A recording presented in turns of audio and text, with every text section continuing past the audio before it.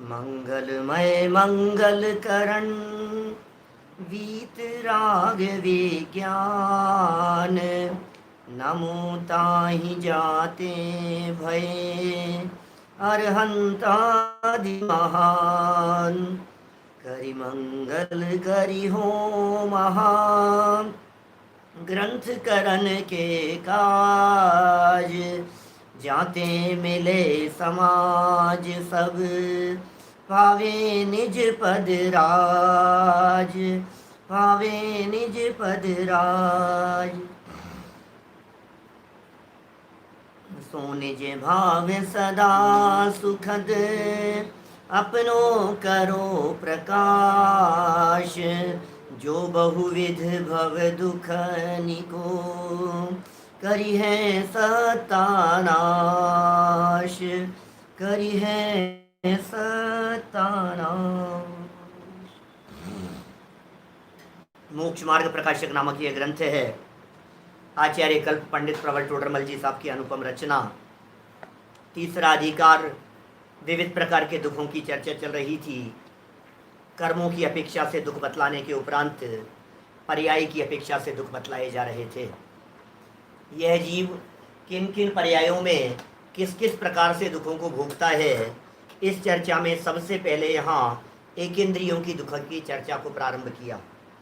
एक इंद्रिय जीव जिसके सिर्फ और सिर्फ स्पर्शन इंद्रिय ही पाई जाती है, वह जीव एक इंद्रिय जीव कहलाता है। और ऐसा एक इंद्रिय जीव उस एक इंद्रिय पर्याय में अनंत काल व्यतीत करता है, क्योंकि उसका एक इंद्रिय पर्याय में परिभ्रमण का उत्कृष्ट काल असंख्यात पुद्गल परावर्तन कहा गया। और पुद्गल परावर्तन काल इतना बड़ा बताया गया जिसके अनंतवें भाग में अनंत सागर बीत जाते हैं। ऐसा मुख्यतः तो इसका काल एकेंद्रीय पर्यायों में ही बीतता है। उस एकेंद्रीय पर्याय में होने वाले दुखों की चर्चा करते हुए चार घातिया कर्मों के निमित्त से क्या क्या दुख होते हैं, उसकी चर्चा कल हम आपके बीच में कर चुके हैं, जिसमें यह बतलाया गया कि इस जीव के ज्ञानावरण और दर्शनावरण कर्म के क्षेयोपशम से शक्ति तो अल्प है और इच्छाएं बहुत है। अब चूंकि इच्छा ज्यादा और शक्ति कम, तो महादुखी होता है।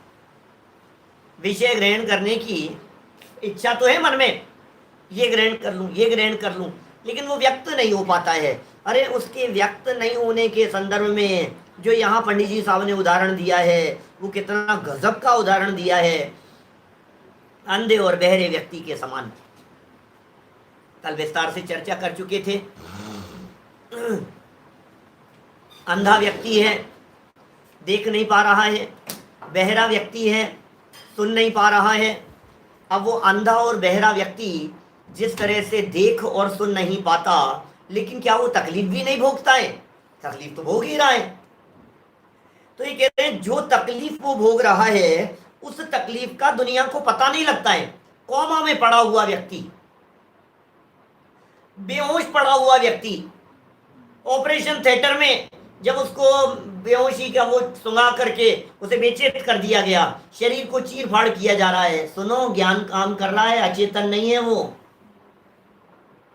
भले ही कितनी भी दर्द की दवाइयां दे दी गई हो, वो व्यक्त नहीं कर पाए। 104 डिग्री बुखार वाला व्यक्ति, बोलो 101 डिग्री बुखार वाला व्यक्ति ज्यादा दुखी है या 105 डिग्री बुखार वाला व्यक्ति? सुनो, 105 डिग्री बुखार वाला व्यक्ति सीधा पड़ा रहता है, हिलता डुलता भी नहीं है, हाथ पांव भी नहीं पछाड़ता है। और 101 डिग्री बुखार वाला व्यक्ति हाथ पांव पछाड़ता रहे, तड़पता रहे, बेचैन होता रहे, कौन ज्यादा दुखी है? लगता तो ऐसा है 101 डिग्री वाला ज्यादा दुखी हो। बोलो, 105 डिग्री बुखार वाला सुखी हो गया है क्या? नहीं भाई साहब, व्यक्त करने की शक्ति नहीं बची है। तकलीफ को बताने की पावर नहीं बची है। इतनी ताकत नहीं है उसमें कि वो चिल्ला सके, बोल सके, ऐसी पावर नहीं है। तो इस तरह के एक इंद्रिय जीवों के दुख बतलाए थे चारित्र मोहनी कर्म के उदय से। कृष्ण, नील और कापोत 3 अशुभ लेश्याएं उसके होती है, इसलिए तीव्र कषाय पाई जाती है, कषाएं भी व्यक्त नहीं हो रही है। दर्शन मोहनी कर्म का उदय है तो शरीर में एकत्व बुद्धि, ममत्व बुद्धि पाई जाती है, मोहनी हो गया। इसी तरह से अंतराय कर्म के उदय जन्य एक लाइन हमने यहाँ पढ़ी थी, पेज नंबर है 64, 64 नंबर पेज निकालिए मोक्ष मार्ग प्रकाशक ग्रंथ का 64 पेज, चौथी लाइन। तथा अंतराय के तीव्र उदय से चाहा हुआ बहुत नहीं होता, इसलिए भी दुखी ही होता है। चाह तो बहुत है, देखो समझना, चाह माने है इच्छा, इच्छा है चारित्र मोहनी कर्म का उदय, और इच्छा के अनुसार इच्छा पूरी हो जाएगी तो मैं सुखी हो जाऊंगा, ये मान्यता है दर्शन मोहनीय कर्म, श्रद्धा की विपरीतता है। और चाहा हुआ हुआ नहीं, ये है अंतराय कर्म का उदय। थोड़ा सा बारीक विषय भेद समझने का प्रयास करना, क्या कह रहा हूं मैं। चाह उत्पन्न हुई, इच्छा उत्पन्न हुई, ये इच्छा का उत्पन्न होना ये चारित्र मोहनी कर्म के उदय से होता है, और उस इच्छा की पूर्ति हो जाना ये अंतराय कर्म के क्षयोपशम से होता है। इच्छा पूरी नहीं होना, इच्छित कार्य में गैप पड़ जाना, नहीं होना, चाहा हुआ नहीं होना, इसमें अंतराय कर्म का उदय होता है। और यदि ये इच्छा पूरी हो जाएगी तो मैं सुखी हो जाऊंगा, ये मान्यता ये दर्शन मोहनी कर्म का उदय, दर्शन मोह है, ये मिथ्यात्व है। तो यहाँ अंतराय कर्म के उदय से चाहा हुआ नहीं होता। बहुत तरह की बातें होती है, एक इंद्रिय जीव की इच्छा तो है, अब वो इच्छा मन जनित नहीं है, क्योंकि मन तो है ही नहीं, एक इंद्रिय प्राणी है, लेकिन दुखी बहुत है। जैसे उदाहरण क्या देवें इसके संदर्भ में, जैसे पेड़ होते हैं ना, पेड़, उनकी जो जड़ें होती है वो उस दिशा में गमन करती है जिस दिशा में पानी होता है। अब गमन नहीं कर पाए, उस जगह पर नहीं जा पाए तो ये तकलीफ है। इच्छा तो बहुत है, उसको पानी की इच्छा है, सूख रहा है, अब जल ग्रहण नहीं हो पा रहा है, जल नहीं मिल रहा है उसको, तो इच्छा बहुत है और चाहा हुआ हो नहीं रहा है, यह अंतराय कर्म का उदय।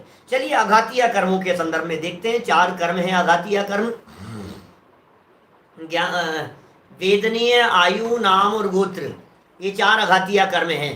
तो वेदनीय कर्म 2 प्रकार के, एक साता वेदनीय, एक असाता वेदनीय।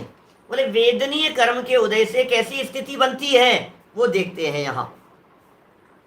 तथा आघाती कर्मों में विशेष रूप से पाप प्रकृतियों का उदय है।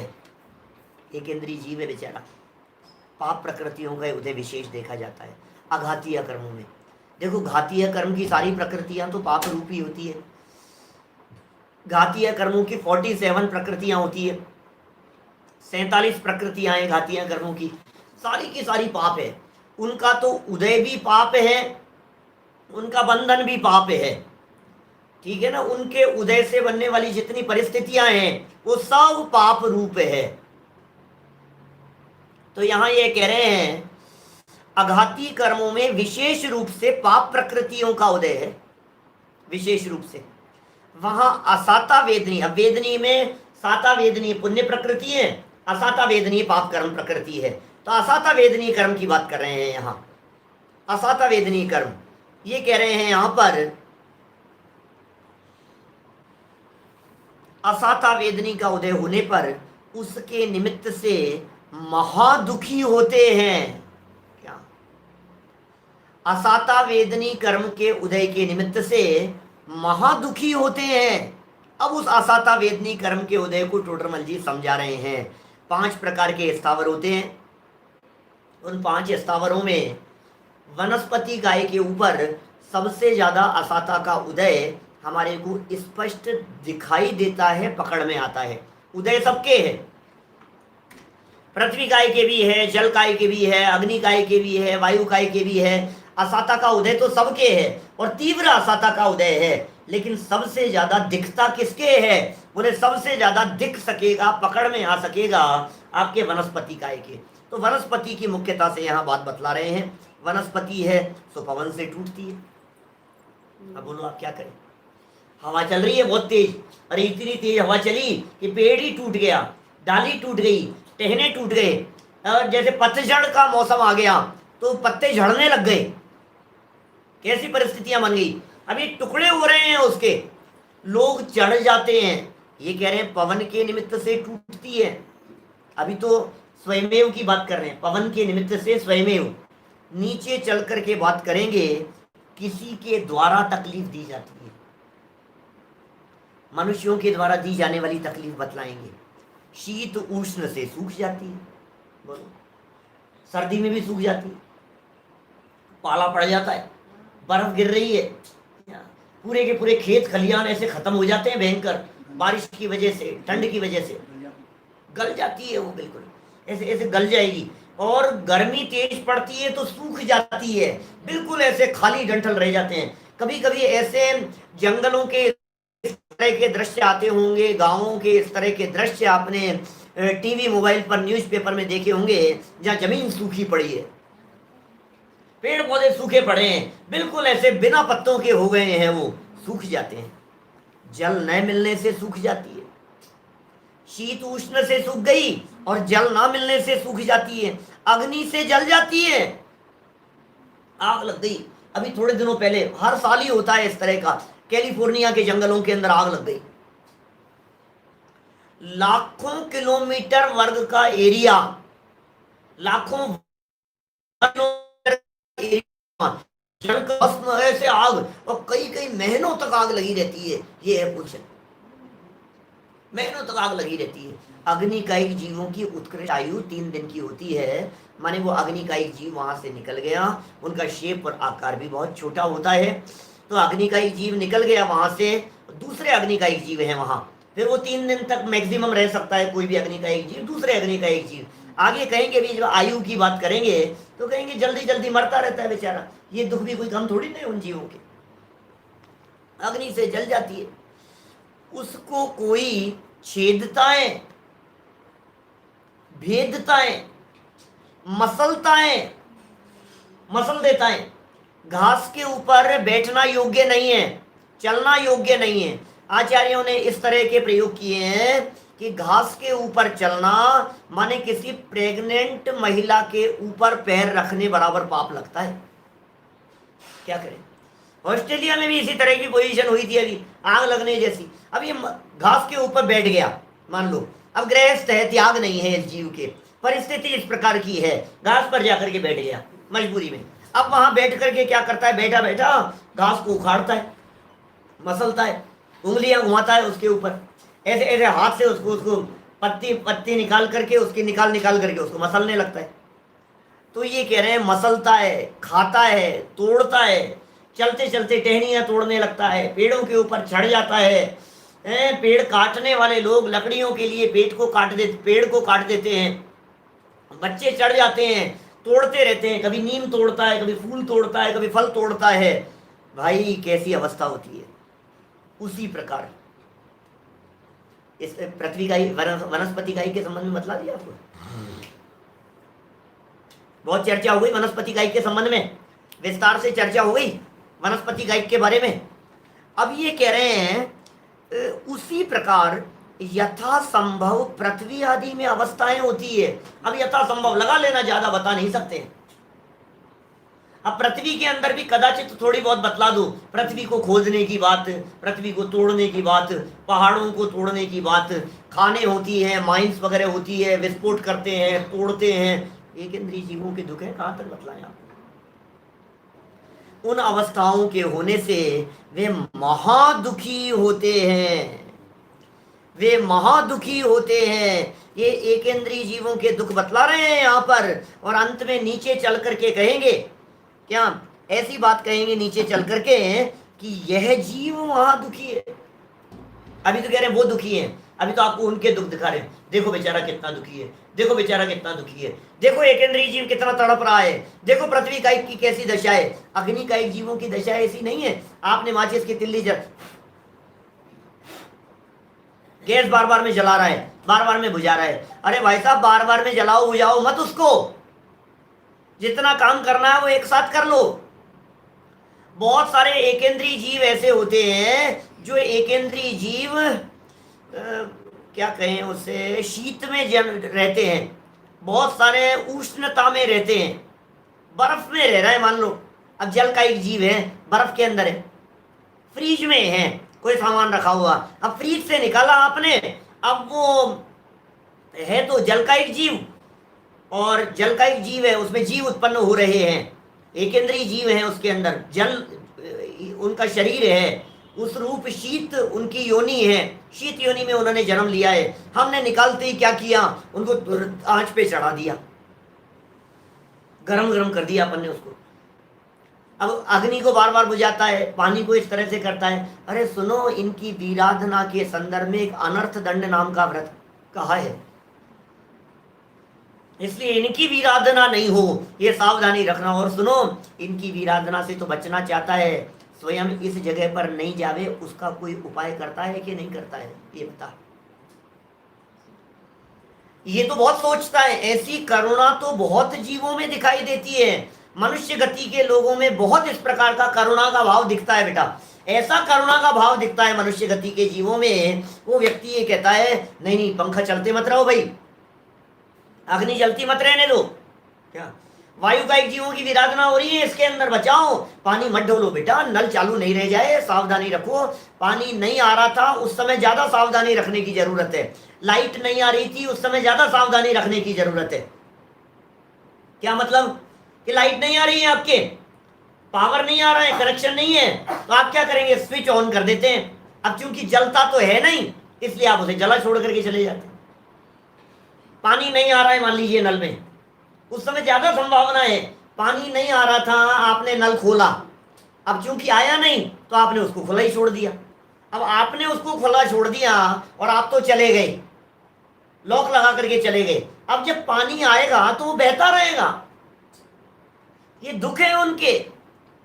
माने पांचों स्थावर कायिक जीवों के दुख हमारे को ख्याल में आ रहे हैं, हम उन्हें पकड़ पा रहे हैं। लोगों के हृदय में उन स्थावर जीवों के प्रति करुणा का भाव भी होता है, लेकिन यहाँ जिनागम तो यह कहता है कि भाई तुझे एकेंद्रीय नहीं बनना पड़े, तुझे ऐसे दुख नहीं भोगने पड़े, तू इसके लिए भी कोई प्रयास करता है क्या, ये बता। तेरे इसके लिए भी कोई कोशिश चलती है क्या, तेरा इसके लिए भी कोई प्रयत्न चलता है क्या कि मुझे वो एकेंद्रीय के दुख नहीं भोगने पड़े। अघातिया कर्म है, असाता वेदनी कर्म का उदय चल रहा है उनके बेचारों के, ये परिस्थितियां इस तरह की। देखो अघातिया कर्म के उदय से संयोग मिलते हैं, अघातिया कर्म के उदय से, और घातिया कर्म के उदय, अघातिया कर्मों के उदय से संयोग, और उसमें भी विशेषकर वेदनीय कर्म के उदय से संयोग। इनके असाता वेदनी कर्म का उदय एक इंद्रियों के, इसका मतलब संयोग इस तरह के मिल रहे। अभी देखिए आगे क्या कह रहे हैं। जिस प्रकार, बहुत मार्मिक बिंदु है, जिस प्रकार मनुष्य के शरीर में ऐसी अवस्था होने पर दुख होता है, हमारे शरीर में ऐसी अवस्था होने पर दुख होता है। कैसी अवस्था होने पर? सूख जाता है, कोई अंग तोड़ता है, कोई काटता है, कोई हमारे को मसल देता है, होता है कभी ऐसा? बहुत विशाल काय कोई जीव आ गया क्या, और उस विशाल काय जीव ने, व्यंतर वगैरह था कोई मान लो, और हमें उठा करके ऐसे मसल दिया। डायनासोर है वो, डायनासोर जैसे अपन सुनते हैं देखते हैं पुरानी बातें जो पुराने मूवीज वगैरह में हैं, जोरासिक पार्क वगैरह इस तरह की, उसमें तो उसमें डायनासोर क्या करते थे, पकड़ लिया और पकड़ करके ऐसे मसल दिया।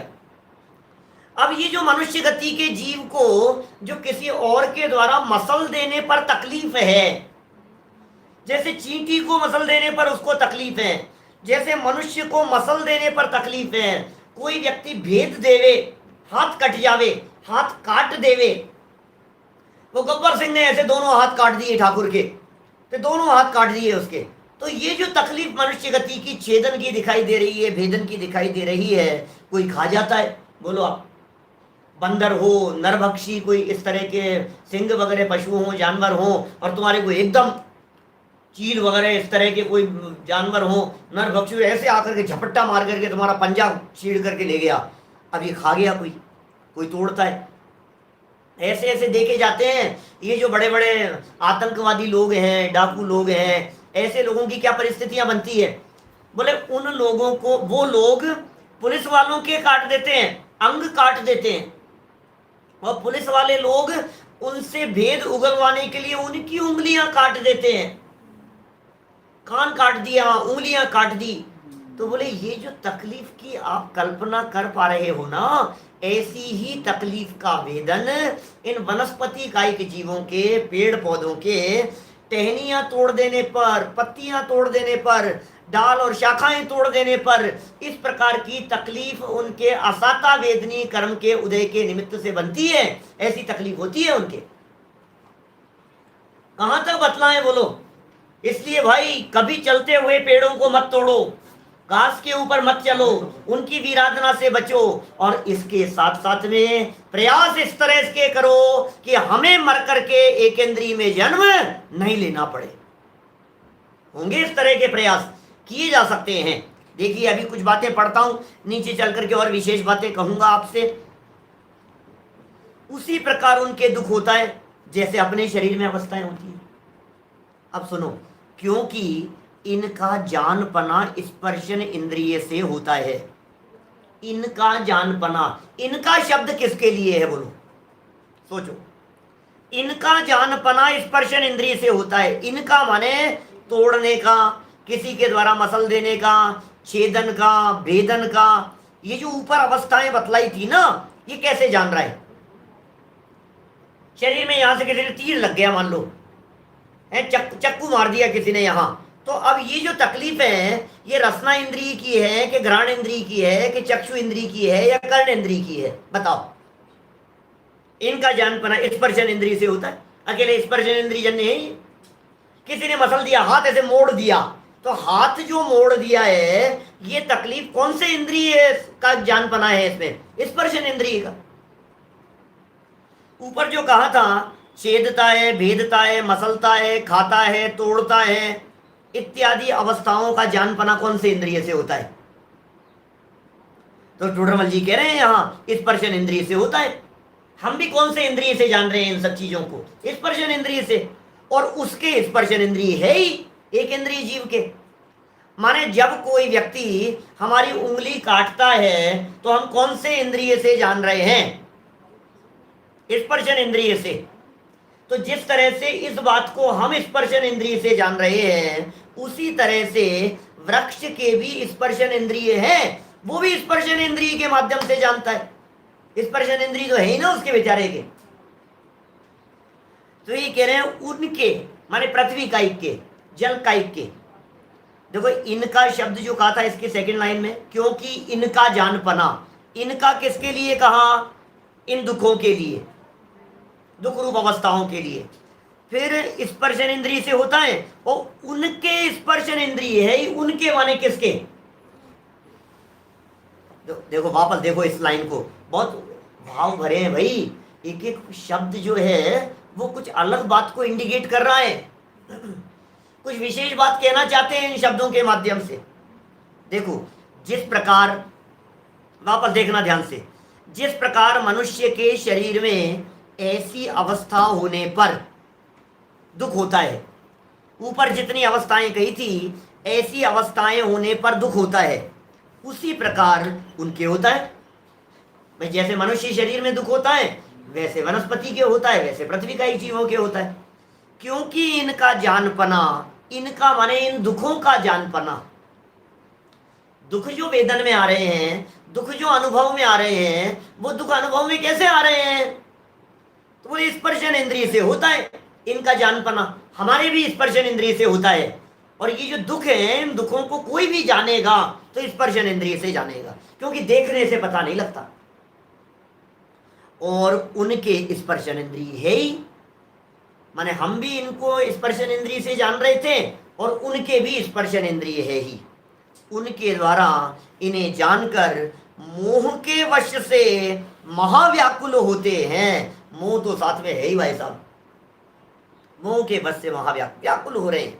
परंतु अब बोलो, व्याकुल तो हो रहा है, परंतु भागने की, लड़ने की या पुकारने की शक्ति नहीं है।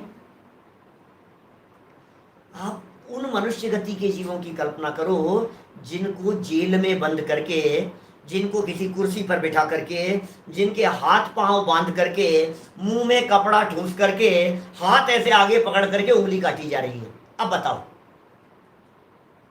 कैसी तकलीफ है उनको। भाग सकता है क्या वो? भागने की ताकत नहीं है उनमें। पुकार सकता है क्या? नहीं। लड़ सकता है क्या? प्रतिकार कर सकता है क्या? कुछ नहीं कर सकता है। ऐसी स्थिति एकेंद्रीय जीवों की हो रही है, भोग रहे हैं एकेंद्रीय जीव। अनंत बार ऐसी एकेंद्रीय दशा प्राप्त करके हमने इस प्रकार के दुख भोगे। अनंत बार गए हैं बेटा, अनंत बार उस एकेंद्रीय पर्याय में जा जा करके तकलीफ भोगी है, अनंत काल बिताया है, अनंत काल और अनंत बार इस तरह के दुखों को भोगा है।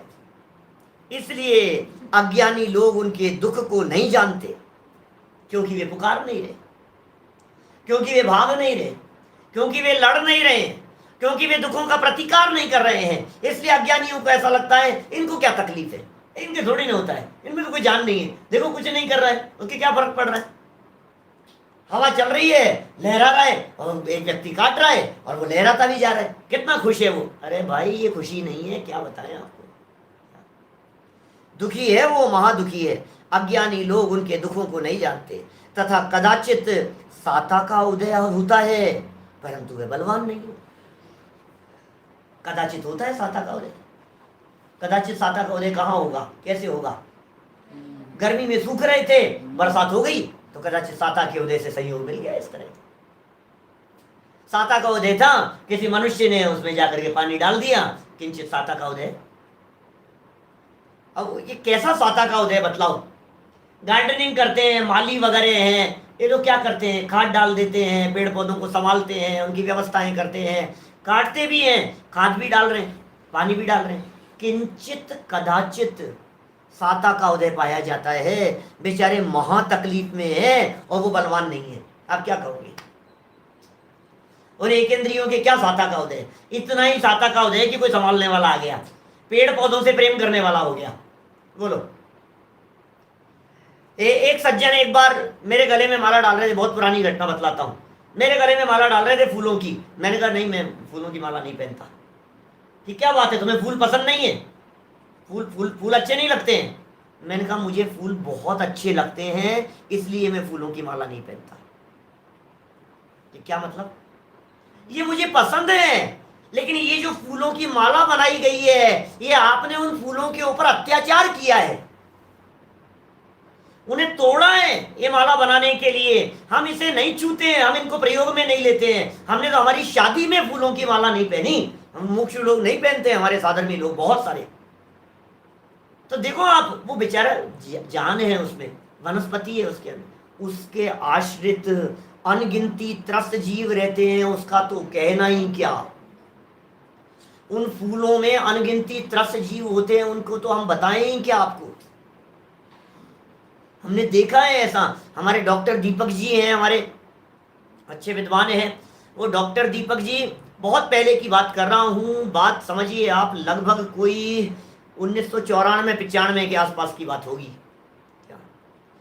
वे यहाँ आए थे जयपुर में, और वैद्य थे, तो गुलकंद वगैरह बनाते थे। उन्हीं की बतलाई हुई घटनाएं, मैं बहुत उनके साथ में रहता था उस समय, मतलब बहुत। तो वो उनके घर में गुलकंद बनाते थे, तो फूल लाते थे, फूलों की पत्तियों को सुखाते थे गुलकंद बनाने के लिए। तो बताते थे कितने कीड़े निकलते हैं उसमें से, कितने कीड़े निकलते हैं। उनके हृदय में तो अत्यंत उसका भाव था, दया का भाव, करुणा का भाव। तो एक एक पत्ती में से जीवों को सावधानी रख करके पत्तियों को सुखाना, उनको करना, फिर उसका बनाना। तो बाद में तो ये सब बंद छोड़ दिया उन्होंने, और आयुर्वेद की बिल्कुल निर्दोष औषधियाँ वे बनाते हैं और वे लोगों को देते हैं। बहुत अच्छे विद्वान भी हैं, ज्ञाता भी हैं। लेकिन ये ऐसा होता है। अब आप देखो, अब बाजार से गुलकंद लेकर के आए, तुम्हें पता है कितने त्रस्त जीवों की हिंसा से बनाए। मांस खाने का पाप लगता है बाजार के गुलकंद खाने में। बोलो, कोई निर्दोष रीति से इस तरह से बनाए तो भी वो निर्दोष तो नहीं है, क्या समझ में आ रही है ये बात?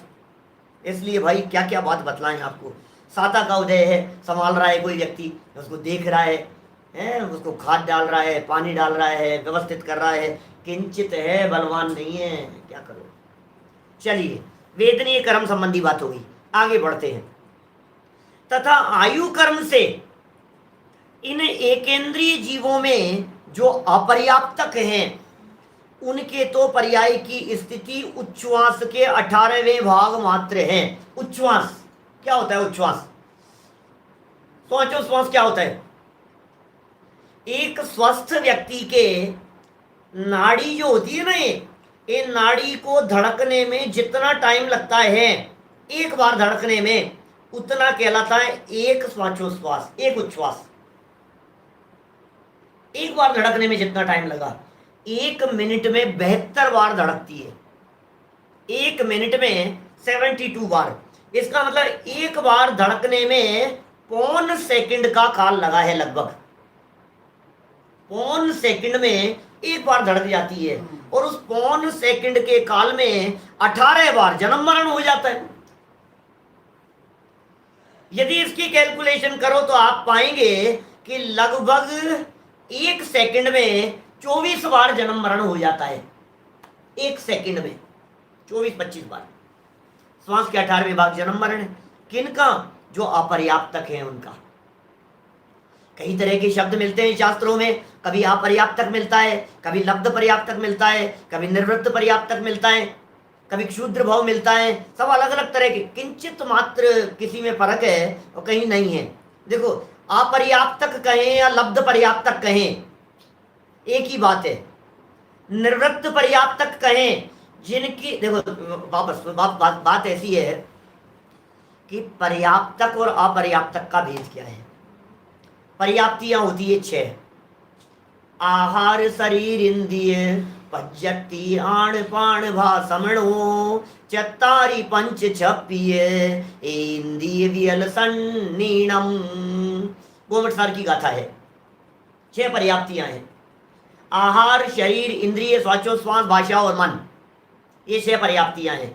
बोले ये 6 पर्याप्तियां जिसके पूरी हो उसका नाम है पर्याप्तक, और जिसके पूरी ना हो उसका नाम है अपर्याप्तक। और इन 6 में भी शरीर पर्याप्ति पूरी हो जाने के बाद जीव पर्याप्तक कहलाता है।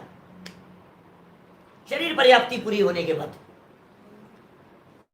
एक इंद्रिय भी पर्याप्त अपर्याप्त होते हैं, 2 इंद्रिय भी होते हैं, पंचेंद्रिय भी होते हैं, मनुष्य भी होते हैं, त्रियंज भी होते हैं। सुनो क्या, अभी जो जीव जिसके पर्याप्तियां पूरी होनी है, ध्यान देना, जिन जीवों के पर्याप्तियां पूरी होनी है लेकिन अभी तक पूरी नहीं हुई है, प्रोसेस में चल रही है, प्रोसेस चल रहा है, अभी अब पर्याप्तियां पूरी होगी। तो बोले प्रोसेस चल रहा है और पूरी होने के पहले तक का जितना काल है वो कहलाता है निर्वृत्य पर्याप्तक। ठीक है, इस निर्वृत्य पर्याप्तक को कहीं कहीं शास्त्रों में अपर्याप्तक भी कह दिया गया है। तो एक तो अपर्याप्तक वो हो गया जो पर्याप्तियां पूरी करने वाला है, और दूसरा अपर्याप्तक वह हो गया जो पर्याप्तियां पूरी नहीं करेगा, उसके पहले ही मर जाएगा। जिनकी आयु श्वास के 18वें भाग होती है। निगोदिया जीव, सारे निगोदिया जीवों की नहीं होती, और निगोदिया के अलावा भी बहुत सारे जीव ऐसे हैं जिनका अपर्याप्तक अवस्था में श्वास के 18वें भाग जन्म मरण होता है। तो कह रहे हैं भाई उनकी तो पर्याय की स्थिति उच्छ्वास के 18वें भाग मात्र है। अपर्याप्तक की बात कर ली अपन ने यहाँ। एक इंद्रिय जीवों में पृथ्वी का 1 भी, जल का 1 भी, अग्नि का 1 भी, वायु का 1 भी, वनस्पति का 1 भी, समझ में आ रही है? निगोदिया जीव की भी, नित्य निगोद वाले की भी, इतर निगोद वाले की भी, दोनों प्रकार के निगोदिया जीवों की चर्चा कर ली। बोले उच्छ्वास के 18वें भाग मात्र है उनकी आयु, श्वास के 18वें भाग मात्र आयु है। और पर्याप्तों के जो जीव पर्याप्तक है उनकी क्या पोजीशन है? बोले अंतर्मुहूर्त आदि। अंतर्मुहूर्त आदि कितने ही वर्ष पर्यंत हैं। इसका मतलब पर्याप्तक एकेंद्रीय जीवों की आयु अंतर्मुहूर्त को आदि लेकर अंतर्मूर्त मिनिमम आयु है उनकी, पर्याप्त तक की बात कर रहे हैं, जिनके पर्याप्तियां पूरी हो गई है, मिनिमम अंतर्मूर्त की आयु, और मैक्सिमम कुछ हजार वर्षों में। जैसे हमने बतलाया है, एक दो बार बतला चुका हूं, दोबारा रिपीट नहीं करना चाहता हूं मैं, 22,000 वर्ष उत्कृष्ट आयु है पृथ्वी का एक जीव की। लेकिन निगोदिया की नहीं, ध्यान रखना, निगोदिया जीव की अपर्याप्तक अवस्था में आयु श्वास के 18वें भाग, बराबर। और निगोदिया जीव यदि पर्याप्तक भी हो गया तो उसकी आयु मैक्सिमम अंतर्मूर्त, अंतर्मूर्त से ज्यादा नहीं जीता कोई निगोदिया जीव। अंतर्मूर्त कितना सा होता है? अब उत्कृष्ट अंतर्मूर्त की बात करो तो 48 मिनट में एक समय कम का होता है, ये उत्कृष्ट अंतर्मूर्त है। जगन्य अंतर्मूर्त की बात करो तो एक आवली एक समय का जगन्य अंतर्मूर्त का है, एक आवली एक समय का। समझ में आ रही है बात? तो यहां ये पर्याप्त और अपर्याप्तकों के संदर्भ में बात कही। देखो, पर्याप्तों की अंतर्मूर्त आदि कितने ही वर्ष पर्यंत है, वहां आयु थोड़ा होने से एक इंद्रिय जीवों की आयु बहुत कम है। क्या वहां आयु थोड़ा होने से जन्म मरण होते ही रहते हैं, उससे दुखी है। क्या करे, आयु थोड़ी है तो क्या होगा? और एक इंद्रिय के अंदर काल बिताएगा कितना? पुद्गल परावर्तनों तक, असंख्यात पुद्गल परावर्तनों तक। निगोदिया को छोड़ दो और एक इंद्रिय जीवों की बात करो, पृथ्वी कायादिक की, तो असंख्यात कल्प काल तक पृथ्वी जल अग्नि वायु, पृथ्वी जल अग्नि वायु वनस्पति के अंदर भटकता रहे, असंख्यात कल्प काल तक। कितना लंबा काल है, और आयु है छोटी सी। तो मरेगा, फिर जन्म लेगा, फिर मरेगा, फिर जन्म लेगा, फिर मरेगा, फिर जन्म लेगा, फिर मरेगा, फिर जन्म लेगा। इसका मतलब ये जन्म मरण का चक्र उनके चलता रहता है, और जन्म मरण चलता रहता है तो दुखी होता रहता है, मरण के भय से दुखी होता है, मरना चाहता नहीं है, और मौत आए बिना रहती नहीं है। मरना थोड़ी ना चाहता है, एक इंद्रिय जीव है, पज्जय मूढ़ है, प्राप्त पर्याय में तन्मय है। जो एक इंद्रिय जीव को जो एक इंद्रिय शरीर की प्राप्ति हो गई है, ये छोड़ना नहीं चाहता है। क्या करे? और छूटेगा, आयु पूरी हो जाती। निगोदिया भी मरना नहीं चाहता, वनस्पति का एक भी मरना नहीं चाहता, पृथ्वी का एक भी मरना नहीं चाहता। क्या करें? इसलिए हमने गति और आयु का भेद बतलाया था आपको एक दिन, भूल गए होंगे आप लोग। मनुष्य आयु, त्रियंच आयु और देव आयु, ये तीन आयु कर्म शुभ कहलाते हैं। ये पुण्य प्रकृतियां हैं, क्योंकि ये आयु पुण्य के उदय से ज्यादा मिलती है, और पाप का उदय हो तो आयु कम मिलती है। क्योंकि ये जीव मरना नहीं चाहते, और नरक आयु का जीव है कोई जीव, वो निरंतर मरना चाहता है, हर समय मरना चाहता है नारकी जीव। इसलिए नरक आयु यदि ज्यादा मिली है तो उसको पाप कर्म के उदय से मिली है, ऐसा है। तो साहब शरीर में अपनापन, अरे शरीर में अपनापन है इसीलिए तो मरना चाहता है नारकी जीव। वो मरना क्यों चाहता है? नारकी जीव ने ये क्यों सोचा मर जाऊं, ये मेरा है, ये मैं हूं, और मैं मर जाऊं, सुखी हो जाऊंगा, मर जाऊंगा तो सुखी हो जाऊंगा, ये सोचता है वो, और मर नहीं पाता है। नरक में रहते हुए भी जो नारकी जीव सम्यक दृष्टि हैं, वे नारकी जीव तकलीफ नहीं पा रहे हैं। असाधा जन्य जितनी भी है, लेकिन सम्यक दर्शन है ना, तो श्रद्धा संबंधी, दर्शन मोह संबंधी उनको दुख नहीं है। अभी अपन जब कल परसों चर्चा करेंगे ना, शायद कल या परसों चर्चा करेंगे नरक गति के दुखों के संदर्भ में, तो उस बात को और खोलेंगे तो क्लियर होगी वो बात, नरक गति के जीवों के दुखों की क्या स्थिति है। अभी यहाँ क्या हो गया? आयु थोड़ी होने से जन्म मरण होते ही रहते हैं, उससे दुखी। देखो, तथा नाम कर्म में अभी तक कितने हो गया? घातिया में वेदनीय हो गया, आयु हो गया। अब नाम कर्म में त्रियंच गति आदि पाप प्रकृतियों का ही उदय विशेष रूप से पाया जाता है। नाम कर्म है, नाम कर्म से शरीर संरचना होती है। बोलो, अब जो भी नाम कर्म की स्थिति होगी, गति नाम कर्म है, त्रियंच गति नाम कर्म है, एक इंद्रिय जाति नाम कर्म है, तो सब पाप प्रकृतियों के ही उदय हैं। किसी हीन पुण्य प्रकृति का उदय हो, उसका बलवान पना नहीं होता, इसलिए उनसे भी मोह के वश से दुखी होते हैं। अब ये कह रहे हैं हीन पुण्य प्रकृति का उदय आ जाए। अब ये संयोग की बात नहीं है, किसी ने पानी डाल दिया था, वो तो सातावेदनी कर्म का उदय था, क्योंकि बाहर से संयोग था, परिस्थिति थी उस प्रकार की। अब यहाँ नाम कर्म की पुण्य प्रकृति की बात कर रहे हैं, तो नाम कर्म की पुण्य प्रकृति से व्यक्ति से संबंध नहीं है। पेड़ के लिए वनस्पति की बात कर रहे हैं, पेड़ से संबंध नहीं है उसका। वो तो पेड़ का ही स्ट्रक्चर किस प्रकार का होगा, बॉडी स्ट्रक्चर, ये उसके नाम कर्म पर निर्भर करता है। जैसे मान लीजिए लचकदार शरीर है किसी पेड़ का, तो किंचित उसके साता का उदय है। क्यों? क्योंकि बहुत तेज हवा चलने के काल में वो बेचारा झुक करके रह जाता है, ये उसके लिए अनुकूलता है, जीवन उसका बच गया। और शरीर इस प्रकार का है उसका, अकड़ करके खड़ा है तो आंधी तूफान में जड़ से उखड़ जाते हैं। ऐसे पेड़ जो झुकते हैं, मार्दव धर्म के प्रकरण में हम चर्चा करते हैं, जिनको झुकना आता है वे बच जाते हैं, और जिन्हें झुकना नहीं आता है वे जड़ से उखड़ जाते हैं। तो शरीर कैसा मिला उनको?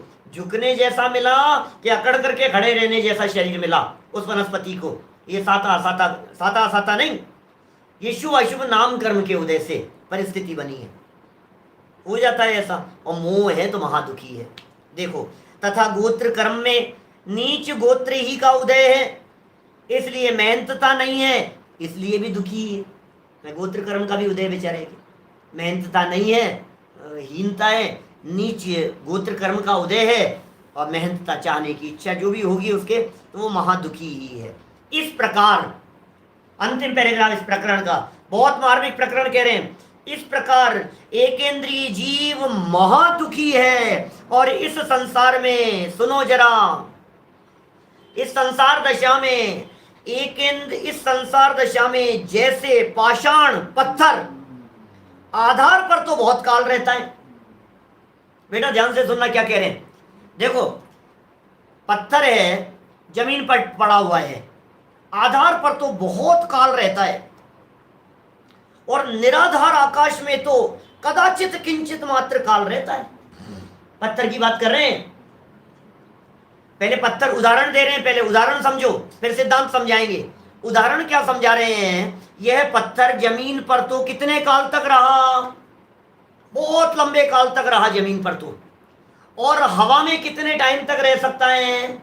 बहुत कम काल तक रहता है। बोले उसी प्रकार जीव एकेंद्रीय पर्याय में तो बहुत काल रहता है। इसका मतलब एकेंद्रीय पर्याय पत्थर के जमीन पर पड़े रहने जैसी, और अन्य पर्याय माने दो इंद्रिय पर्याय, पंचेंद्रिय पर्याय, मनुष्य पर्याय, देव पर्याय, नारकी पर्याय, गधा घोड़ा कुत्ता बिल्ली आदि पर्याय, इन पर्यायों में तो कदाचित कैसा, हवा में रहने वाले पत्थर जैसा किंचित मात्र काल रहता है। इसलिए यह जीव संसार में महादुखी है। क्या कह रहे हैं भाई साहब? अब सुनो, कितनी देर हवा में रहेगा, इट डिपेंड्स कितना ऊपर उछला था, है ना। जितना ऊपर उछला, मान लो जमीन चलते चलते हम चल रहे हैं और पैर की लगी ठोकर, तो ठोकर लगने पर कोई पत्थर उछला, वो उछल करके वहीं तुरंत ही गिर गया, उछाला नहीं। पैर की ठोकर लग करके 1 इंच की दूरी पर वो ऊंचाई पर पत्थर उछला था और वहीं गिर गया, तो कितनी देर तक रहा वो निराधार? 2 इंद्रिय पर्याय में आया, चला गया 1 इंद्रिय में वापस, कितने टाइम तक रहेगा वो, ये बतला रहे हैं वहां। थोड़ा और ज्यादा उछला, थोड़ा और ज्यादा उछला, थोड़ा और ज्यादा उछला, जितनी ज्यादा हाइट पर जाएगा उतना थोड़ा सा काल ज्यादा दिखेगा। और सुनो, उसमें भी मार्मिक बात बतलाऊं, उछलने की बात कह रहे हैं ना, ये त्रस पर्याय की बात कह रहे हैं। अब त्रस पर्याय में 2 इंद्रिय, 3 इंद्रिय, 4 इंद्रिय, असैनी पंचेंद्रिय, सैनी पंचेंद्रिय, सारी अवस्थाएं हैं। तो जितना जितना ऊपर जाता जा रहा है उतना उतना उसका तीव्र उदय है, त्रस पर्याय का ज्यादा उदय है। और क्योंकि जितना ऊपर जाएगा उतना काल तक रहे, वहां देव पर्याय में चला गया तो सागर तक के लिए रह गया ना वहां देव पर्याय में, और है तो त्रस पर्याय का ही काल। लेकिन वो काल भी पत्थर के जमीन पर पड़े रहने की तुलना में बहुत अल्प काल है। अनंत काल की तुलना में समुद्र में बूंद बराबर काल है। हम क्या बतलाएं आपको, अनंत काल की तुलना में ये सागरों का काल भी ऐसे बीत जाता है क्षण मात्र में। पता नहीं लगता है आपको। और कहते हैं ना, सुख का काल जल्दी बीतता है और तकलीफ का काल बहुत बहुत रो रो करके बीतता है। तो ये एक इंद्रिय पर्याय का काल ऐसा है। अच्छा चलो, पर चलते चलते कोई पुण्य का छींटा था, पत्थर की बात कर रहा हूं, ठोकर लगी और उछल गया, बराबर। या आपने चलते चलते रोड पर चलते हुए किसी बच्चे ने पत्थर उठाया और उछाला, ऐसे उछालता हुआ जा रहा है वो, और उछाला, पड़ गया पत्थर। अब बताओ उस पत्थर को दोबारा ऊपर आने में कितना टाइम लगेगा? चलो बोलो, कितना टाइम लगेगा?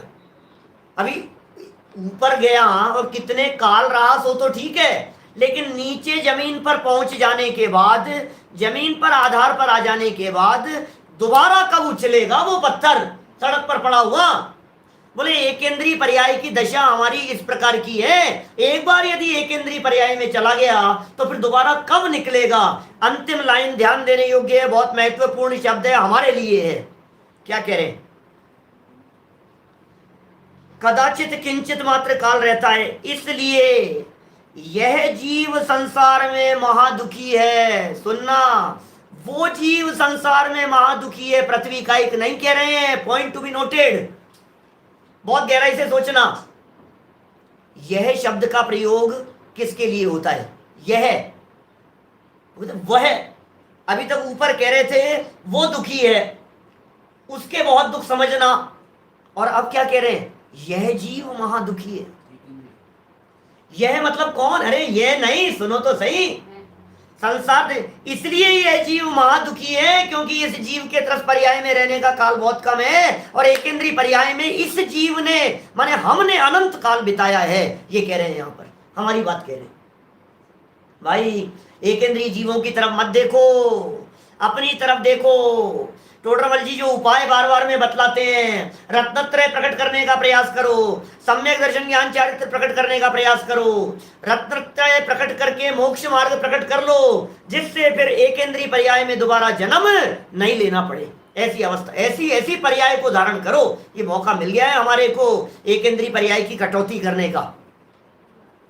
यह अवसर मिल गया है हमारे को यहाँ इस मनुष्य पर्याय को प्राप्त करके, स्वाध्याय करते हुए, आत्म कल्याण करते हुए, मुक्ति के मार्ग में कदम बढ़ाते हुए, यदि हम इधर बढ़ते रहेंगे, यदि हमने अपना उपयोग इस दिशा में लगाया, तो सुनो, फिर एकेंद्रीय पर्याय की प्राप्ति नहीं होगी, फिर एकेंद्रियों में नहीं जाना पड़ेगा। इसलिए टोडरमल जी ने जो बात कही थी कि भाई हम तुम्हें एकेंद्रीय के दुख बतला रहे हैं, तुम्हें यदि एकेंद्रीय पर्याय में नहीं जाना हो, क्या तुम सोचना, तुम्हें यदि एकेंद्रीय पर्याय में नहीं जाना हो तो उसके लिए क्या उपाय तुमने सोचा है, क्या प्रयत्न तुम कर रहे हो? अकेले करुणा बुद्धि से काम नहीं चलेगा। ये विचार करना पड़ेगा कि वेद विज्ञान कैसे किया जा सके, ये विचार करना पड़ेगा अंतरोन्मुखी कैसे हुआ जा सकता है, क्योंकि भाई ये जिनागम का मार्ग आत्म कल्याण का मार्ग है। हम सभी इन एकेंद्रीय जीवों के दुखों को जानकर समझकर आत्म कल्याण के मार्ग पर अग्रसर होवे, इसी मंगल भावना से मैं बात को यहीं विराम देता हूँ। कल विकलत्रय जीवों के दुखों के संदर्भ में हम बात करेंगे।